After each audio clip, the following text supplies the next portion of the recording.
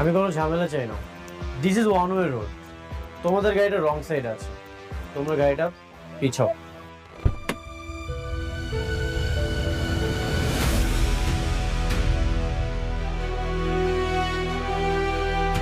গাড়ি পিছাইবো না।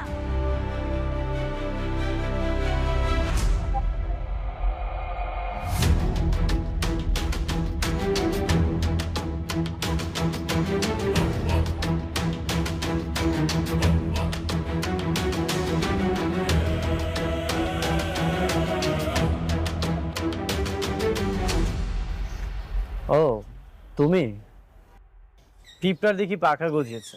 পিঁপড়ার না, এই মেঘলার পাখা অনেক আগেই গজাইছে, সেটা আপনি দেখতে পান।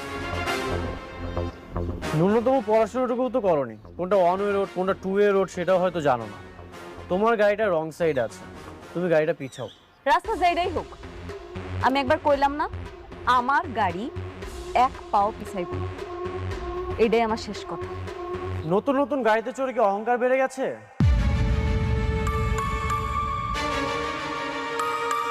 কি দেখাচ্ছ তুমি? এই যে গাড়িতে চড়তে পারো, তোমার বডিগার্ড আছে, শো অফ করতেছো? কি দেখাতে চাও তুমি?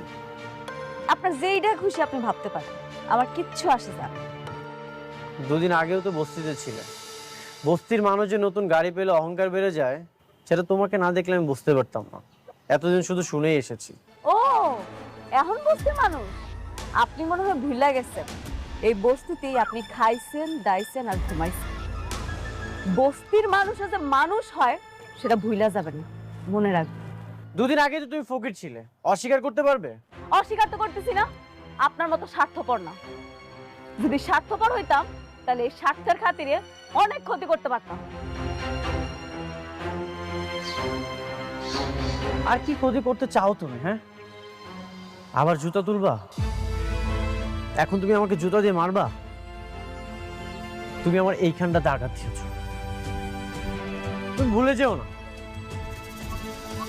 তুমি আমার ওয়াইফ। আর যদি উল্টাপাল্টা কিছু করো, আমি কিন্তু বাধ্য হবো তোমাকে ডিভোর্স দিতে।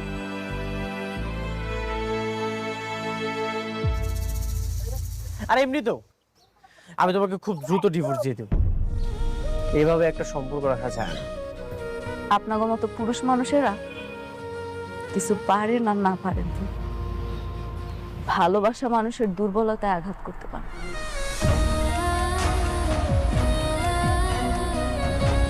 একটা মেয়ে কখনোই তার সংসার ভাঙতেছে না, তার সংসার গড়তেছে। এত কিছুর পরেও আমি মুখ বুঝে সব কিছু চুপচাপ সহ্য করছি। আপনি ঠিকই কইছেন মিস্টার অনিক, আপনি সবসময় ঠিক ছিলেন, আমি ভুল ছিলাম, আমি অহংকার। আপনার রাস্তায় কাটা হয়ে দাঁড়াইছি তো, এই কাটা সইরা গেল, চলে দেখছি। আপনার রাস্তায় আপনি যান, চলেন আপনারা।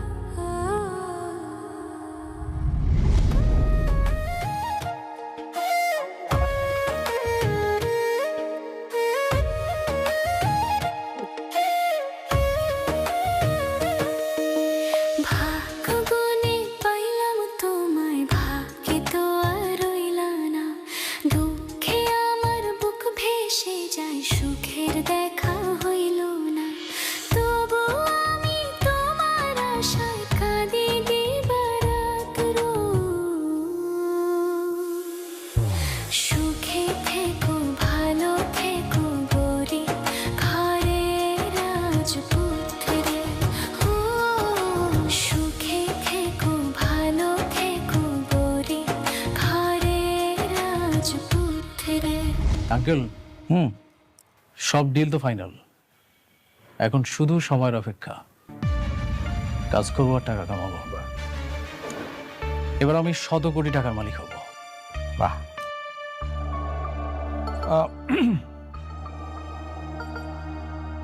ডিল ফাইনাল হয়েছে, এটা তো খুবই খুশির খবর। আমরা কিন্তু সবাই খুবই আনন্দিত। মানে হয়েছে কি, আমি বলছিলাম যে এই কাজটা শুরু করার আগে শুভ কাজটা যদি সেরা ফেলাইতে, মানে যে তোমাদের বিবাহটা যদি ঠিক করে ফেলতে। আরে রাখেন তো আপনার বিয়ে। আপনারা সব সময় শুধু বিয়ে বিয়ে করেন। কোথায় একটা খুব সুন্দর একটা আনন্দের সংবাদ, একটু সময় মিলে আনন্দ করব, তা নয়। আচ্ছা আমি সরি, হ্যাঁ আপনার ভাতিজাকে একটা ফোন দেই, এই গুড নিউজটা ওকে জানানো খুব জরুরি দরকার।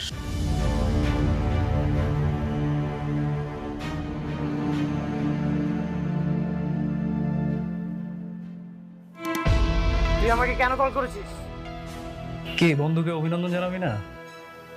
আমি তো শালিমা গ্রুপ অফ ইন্ডাস্ট্রিজের প্রজেক্টটা পেয়ে গেছি। কি মিষ্টি খাবি না?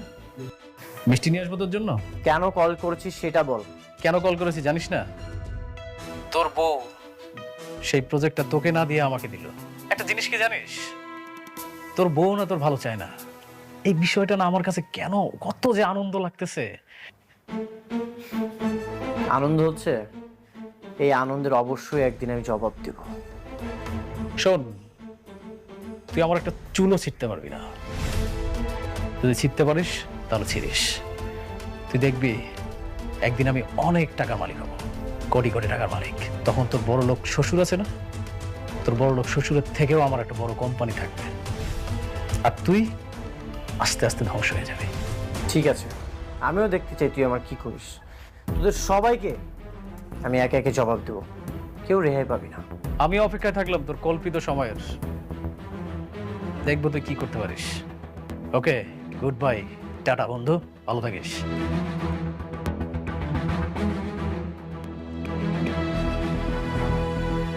এভাবে তোমার শত্রুর সঙ্গে মিলে তোমার স্ত্রী তোমার ক্ষতি করলো, এখনো কি তুমি তাকে বউ বানিয়ে রাখবে? তুমি তাকে ডিভোর্স কি দেবে না? বললাম তো দিয়ে দিব। কবে দিবে? আমি তো তোমার মধ্যে কোনো ডিভোর্স দেওয়ার লক্ষণ পাচ্ছি না। আর কত সহ্য করবে? আমি আর সহ্য করব না, আজকের বোঝাপড়া হবে।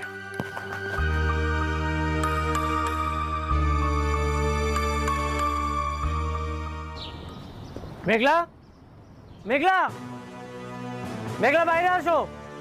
মেঘলা, কিছু বাবা? মেঘলা কোথায়? ওকে ডাকেন, ওর সাথে আমার বোঝাপড়া আছে। মেঘলা, আমি এখানে। কি বোঝাপড়া আছে কম? আমার জীবনের সবচেয়ে বড় ভুল কি জানো? আমার জীবনের সবচেয়ে বড় ভুল হচ্ছে তোমার মতো একটা মেয়েকে বিয়ে করা। এটা আমারও ভুল। তোমার মতো কোটিপতির বিয়া কইরা আমি আমার জীবনটা শেষ করে ফেলাইছি। তোমার তো সৌভাগ্য যে আমি তোমাকে বিয়ে করেছি, আর এই যে আপনারা একটা অকৃতজ্ঞ। অকৃতজ্ঞ আমরা? কি করছি আমরা? আর তুমি আমাকে জন্য কি করছো? 7 তালা কি দালান বাইন্দা দিছ? আর এই দালানে আমরা শুয়ে বসে আরাম করি, দাসী বান্দিকে কাম করে, তাই তো? কি বললেন? আমি আপনাদের জন্য কি করেছি, কি করি নাই সেইটা বলেন। বাবারে, আমরা জানতাম না তুমি কোটিপতি, আর এটা যাই না আমাকে মেয়েরে তোমার কাছে বিয়া দেই নাই। শোনো, টাকা পয়সা দিয়া সবকিছু হয় না, সবকিছুর মাপকাঠি না। ও আচ্ছা, এখন টাকা দিয়ে কোনো কিছু মাপকাঠি হয় না।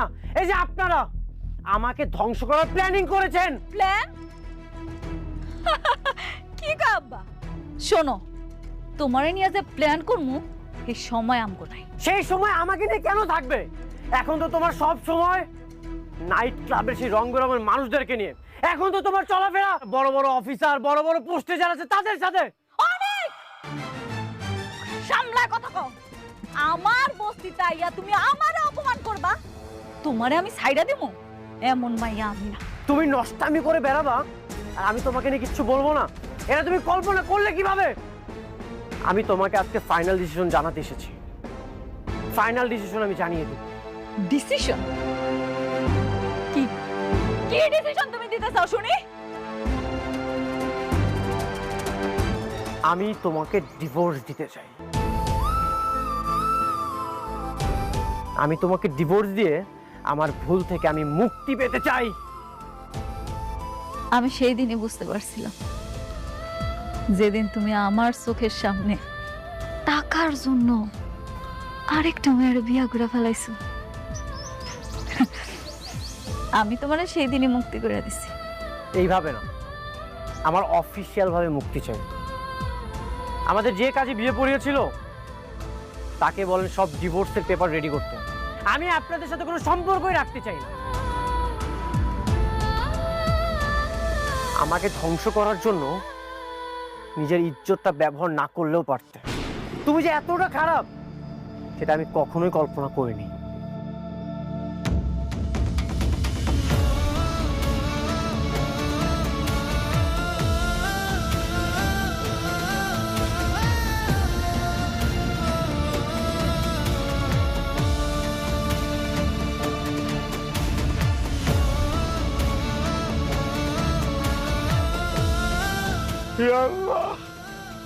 আমার জন্য আজকে আমার মেয়ের সংসারটা নষ্ট হয়ে গেল।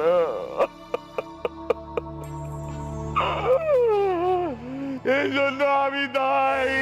আমার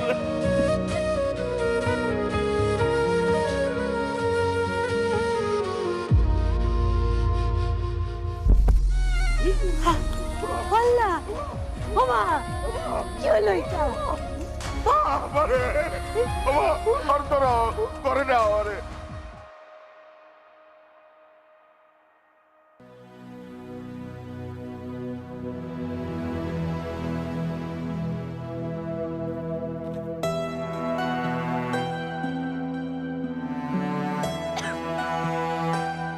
আপনার বমি বমি ভাব হয়? আচ্ছা, খাওয়া দাওয়া রুচি আছে? বুঝতে পেরেছি।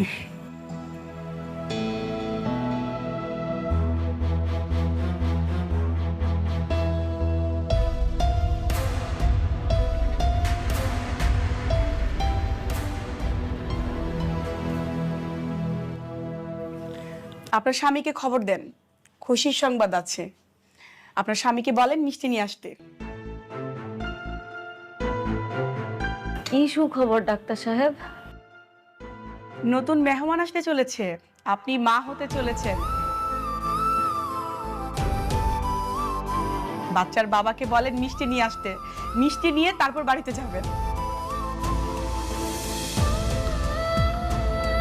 কি কি আপনি এগুলা কি কইতাছেন? আমি আমি গর্ভবতী? আব্বা, ম্যাডাম, আমার জামাইয়ের লাগে তো আমার কোনো যোগাযোগই নেই। মানে? মানে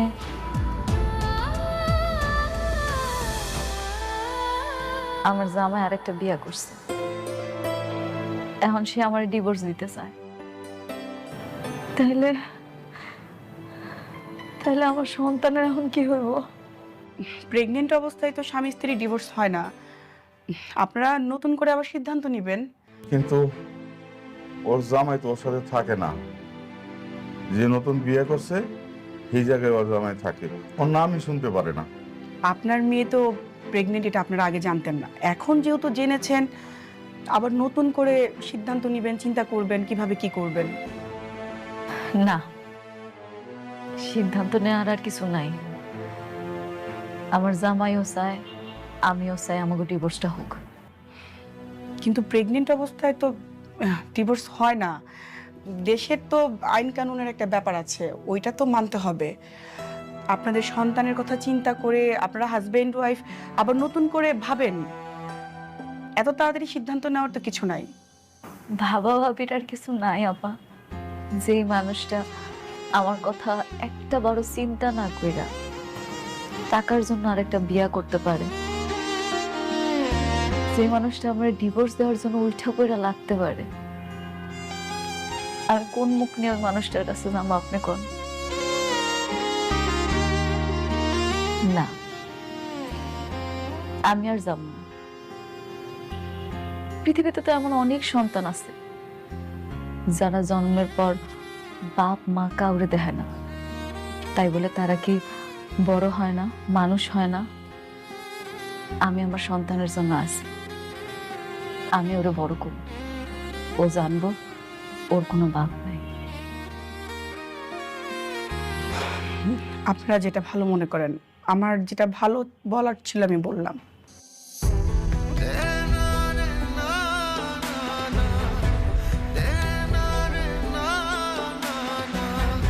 ঠিক আছে ডাক্তার আপা, আসি। আব্বা চলো।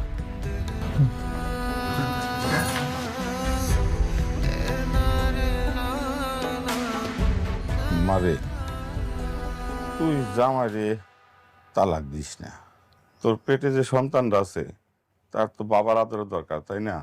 তুই যদি তালাক দিয়া দেস তাহলে তো বাবার আদর পাইব না। আব্বা, তুমি এগুলা কি কইতেছো? তুমি মনে হয় জানো না অনেক কি চায়। তোমার কি কিচ্ছু মনে নাই? তুমি দেখলা না ওইদিন সবার সামনে হয় কেমনে আমাকে ডিভোর্স দিতে কইলো? মনে থাকবো না কেন, কিন্তু তোর পেটে সন্তানের কথাও তো ভাবা লাগবে। কোনো দরকার নাই মা, কোনো দরকার নেই। যে মানুষটা আমার কথা একবারও চিন্তা না কইরা আরেকজনের বিয়া করতে পারছে, তার কাছে আমি ছোট হইতে চাই না। আমার ভাগ্যে যা আছে তাই হই। কিন্তু ডাক্তার যে কইলো পেটে বাচ্চা থাকলে নাকি স্বামী স্ত্রী তালাক হয় না। কোনো না কোনো ব্যবস্থা তো ঠিকই করতে হইব। দরকার পড়লে আমি উকিলের লগে কথা বলবো। মারে তুই একটু জামাই বাবাজির সাথে কথা বল। না, কোনো দরকার নেই। আমার পেটের সন্তানের কথা ওরা আমি কিচ্ছু কম না।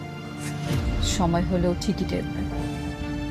দেখ যেটা ভালো মনে করো।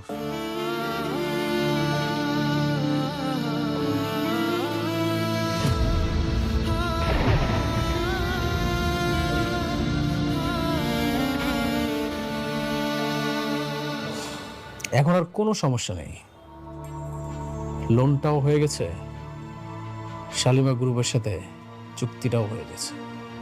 এখন শুধু কাজ শুরু করতে হবে, আর কাজ শেষ হয়ে গেলেই শত শত কোটি টাকা আমার পকেটে ঢুকবে।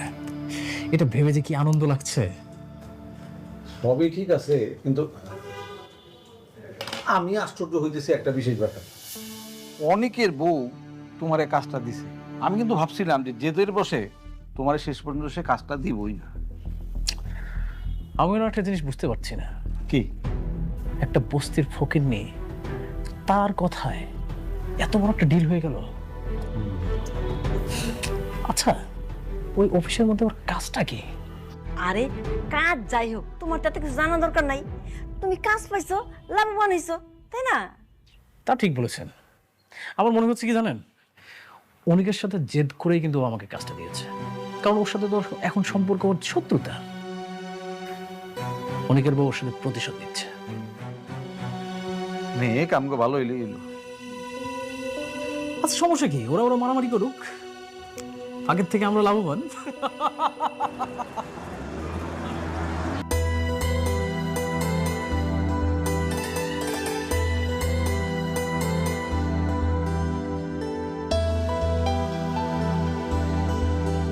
কি ব্যাপার, আপনারা সবাই এখানে খাড়া রয়েছেন যে? Madam, congratulations. আপনার এবং আপনার অনাগত সন্তানের জন্য আমার পক্ষ থেকে শুভেচ্ছা। ধন্যবাদ ম্যাডাম, অ্যাডমিনের পক্ষ থেকে। ধন্যবাদ। একটু রাখেন তো। Madam marketing.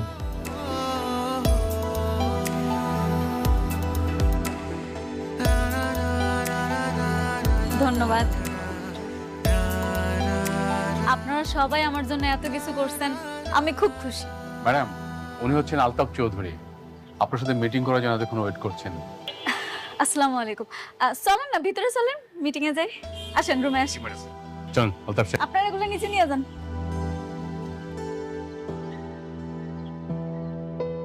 বসেন বসেন। ঠিক আছে। আপনার বাবার সাথে আমি দীর্ঘদিন ব্যবসা করছি, উনি আমাকে খুব পছন্দ করতেন। এই আপনার কথা আমি ওনার কাছে শুনেছি, তো ভাবলাম অফিসে গিয়ে একটু দেখা করি, পরিচিত হই। ও আচ্ছা, আপনারা দেখে আমার খুব ভালো লাগছে। ভেবেছিলাম শাকের চৌধুরীর মেয়ে অনেক মডার্ন আধুনিক হবে, কিন্তু আপনাকে দেখে তো তা মনে হয় না। কেন, আমার দেখে কেমন মনে হয় আপনার? মনে তো হয় বস্তির থেকে এসছে। এই শহরের অলিগলিতে বস্তিতে যারা থাকে, আপনার আচরণ দেখে তো মনে হলো সেরকমই। আপনি ঠিকই কইছেন, আমি বস্তিতেই থাকি। আমার পালিত বাবা মা এখনো বস্তিতেই থাকে।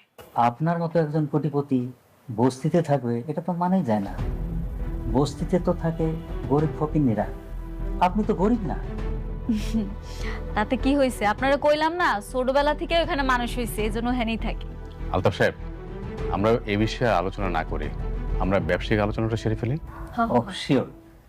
আমার একটা শেষ প্রশ্ন ম্যাডাম, আপনার স্বামী কি করে? নিয়োগে বস্তিতে থাকে, একদিন নিয়ে আসেন না, অফিসে আমরা পরিচিত হব। কিছু মনে করবেন না, আমি আসলে আমার বাচ্চার বাবার পরিচয়টা সবার সামনে আনতে চাইতেছি না। মানে কি, সন্তানের কোনো বাবা নাই আর বস্তিতে থেকেও এত অ্যাডভান্স? স্বামী ছাড়াই সন্তান?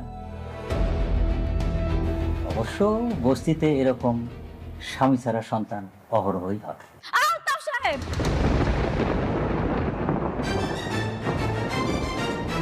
আপনি মুরব্বী মানুষ, আর তাছাড়া এই অফিসের সবচেয়ে পুরনো ক্লায়েন্ট। আপনার সাথে আমি খারাপ ব্যবহার করতে চাইতেছি না, ভালোই ভালোই বলতেছি। আপনি এখন আসতে পারেন স্যার। রিল্যাক্স, মাথা ঠান্ডা করেন। ম্যানেজার সাহেব, ম্যাডাম। আপনি উনারে এক্ষুনি এখান থেকে চলে যেতে বলেন, নাইলে কিন্তু। জি ম্যাডাম। আলতাফ সাহেব, আপনার কোনো কমন সেন্স নাই? হ্যাঁ, আপনার সাথে আমাদের সমস্ত ব্যবসা বন্ধ। যান, আপনি কিন্তু জানতে কিনতে। রমজান সাহেব, বস্তি থেকে উঠে আসা একটা মেয়ের জন্য আমাকে অপমান করতেছেন, আমি কিন্তু দেখে নেব। এটা আপনার প্রাপ্য ছিল। যান, আপনি বেরিয়ে যান। আরে জি ম্যাডাম।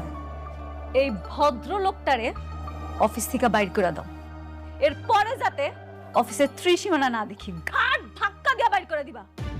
জি ম্যাডাম। এ ওঠেন। আমার হবে না ম্যাডাম, আমি এর প্রতিশোধ নেব।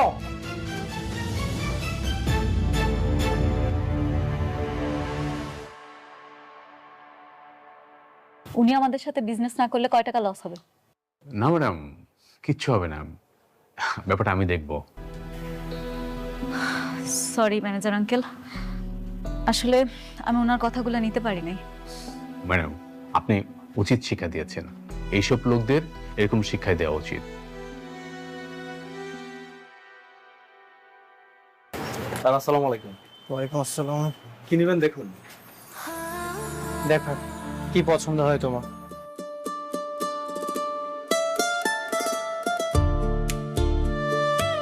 এটা কেমন লাগে? না ভালো লাগছে না, অন্য কিছু দেখো।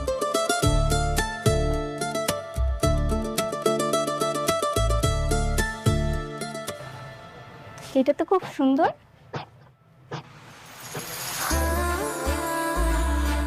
এটা তোমার পছন্দ হয়েছে? হ্যাঁ। সরি স্যার, এটা আসলে বিক্রি হয়ে গেছে। কি বলছেন বিক্রি হয়ে গেছে? মানে মাত্রই তো আমি হাতে নিলাম, হাতে থাকা অবস্থায় কিভাবে বিক্রি হয়ে গেল? আসলে স্যার, আপনার আগে একজন কাস্টমার এটা নেবেন বলে কনফার্ম করেছে। আমি এখন এটা প্যাক করব। এটা কত টাকায় সেল করেছেন? স্যার এটার দাম 2000 টাকা। 2000 টাকা? ঠিক আছে, আমি আপনাকে 10,000 টাকা দিচ্ছি। দেখেন, এটা আমার ওয়াইফ পছন্দ করেছে, যে কোনো মূল্যেই হোক এটা আমি নিতে চাই। আসলে স্যার, সবকিছু তো টাকা দিয়ে কেনা যায় না, আর তাছাড়া এটা অন্য কাস্টমার নেবেন বলে কনফার্ম করেছে। কে নিয়েছে? ওইটা আমি নিছি।